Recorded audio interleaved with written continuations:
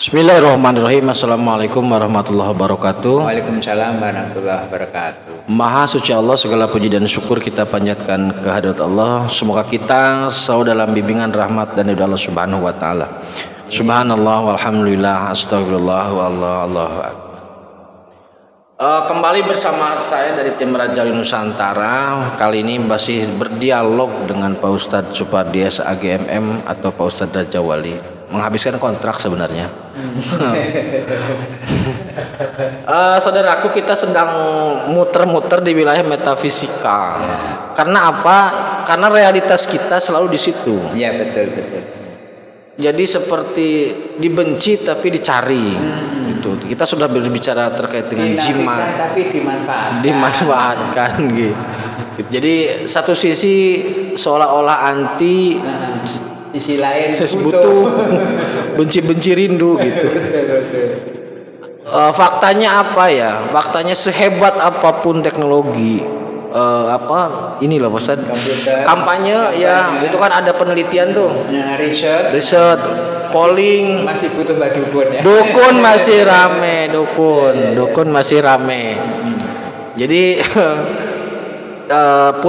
ikatan atau simpul-simpul seperti ini kita harus lihat. Jadi tim Raja Wali akan memberikan saran kepada kita semua bagaimana mencari dukun yang hebat. Jangan abal-abal, bisa nyerang gak bisa ngobatin. Kita akan kasih tipsnya cara mencari dukun yang baik, bukan yang baik, yang sakti lah ya. Jangan yang abal-abal. Ya. Gimana Pak Ustadz cari dukunnya itu? Ya, bismillahirrahmanirrahim. Assalamualaikum warahmatullahi wabarakatuh. Waalaikumsalam warahmatullahi wabarakatuh. Alhamdulillahirrahmanirrahim. Kita bersyukur kepada Allah SWT, keberkahan keselamatan buat kita semua.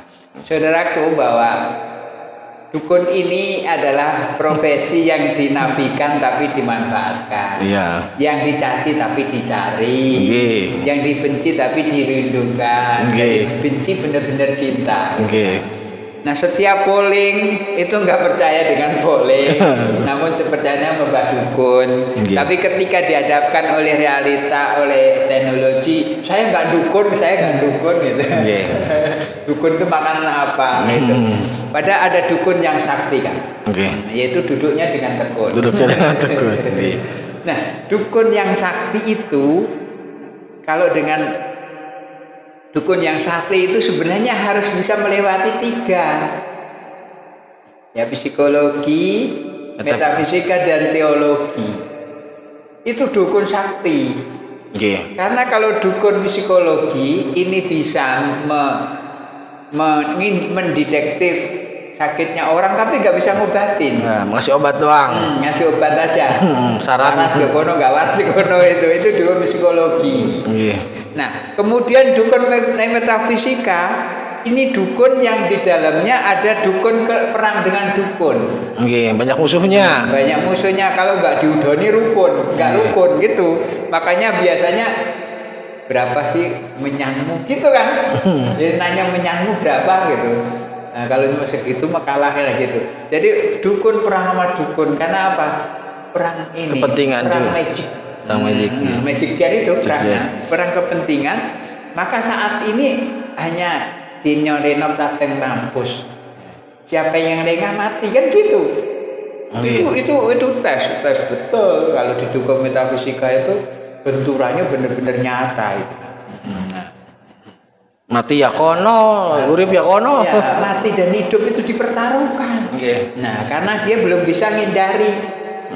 Nah, dukun yang sakti itu deontologi. Wah, ini dukun yang sakti itu deontologi. Nah, dukun teologi itu jujur, biasanya jujur. Narik bayaran nggak itu? Bayaran itu nego. Kayak pengacara. Nego. Tapi dukun sakti itu bisa mendetektif, misalkin apakah si A dengan si B dalam calonan lurah ini kan, kepala desa bukan lurah ya.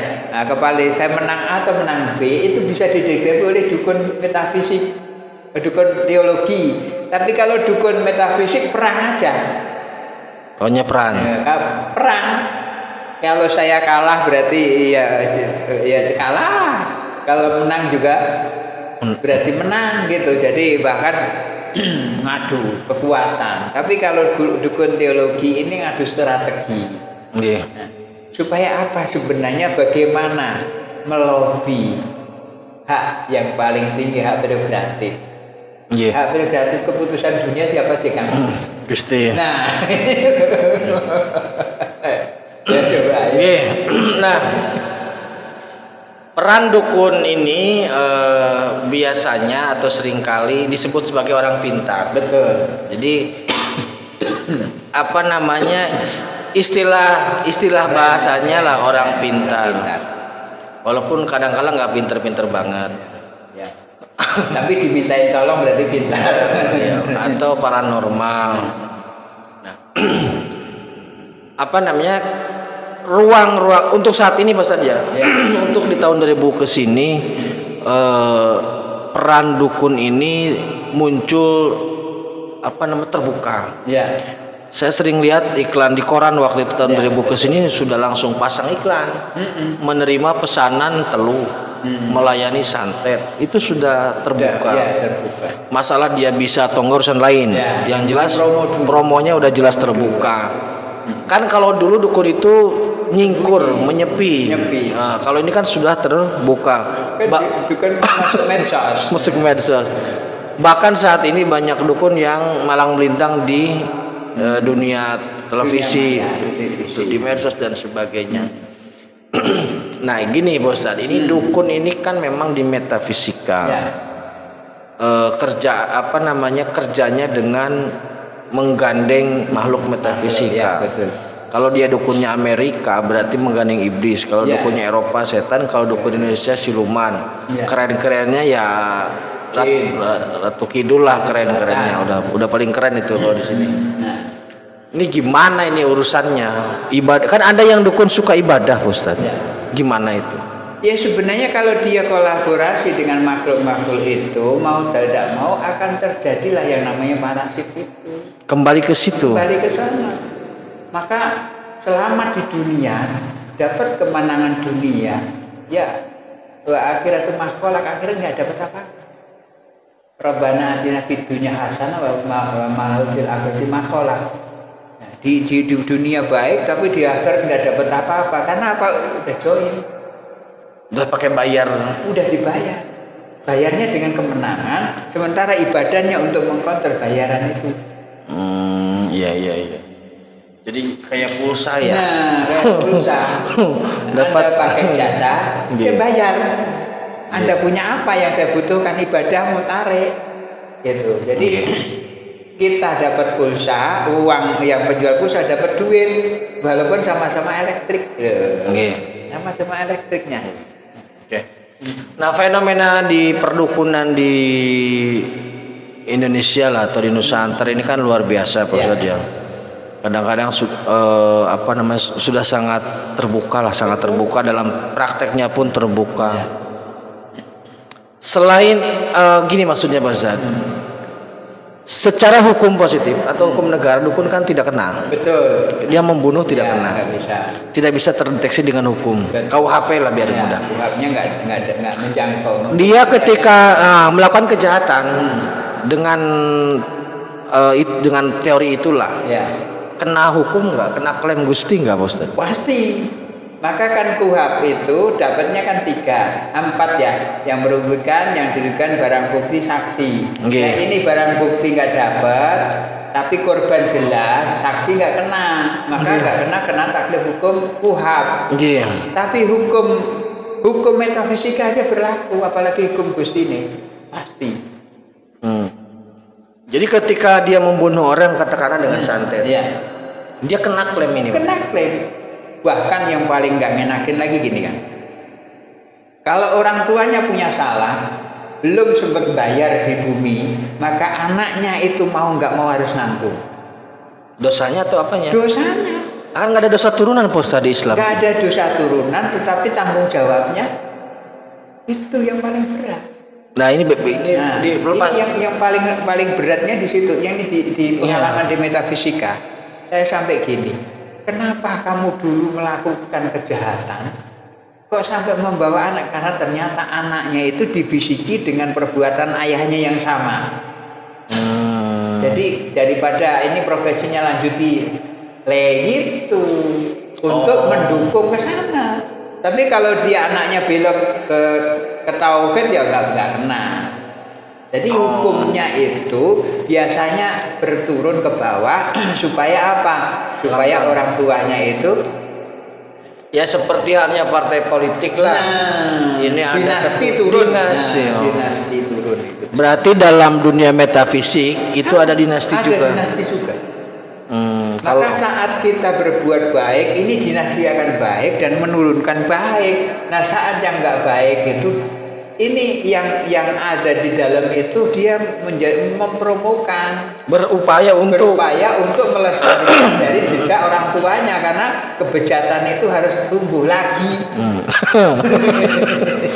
Kan kurang ajar. Harus ada yang meneruskan, harus meneruskan supaya lebih lestari. Lebih lestari dalam kebejatan itu.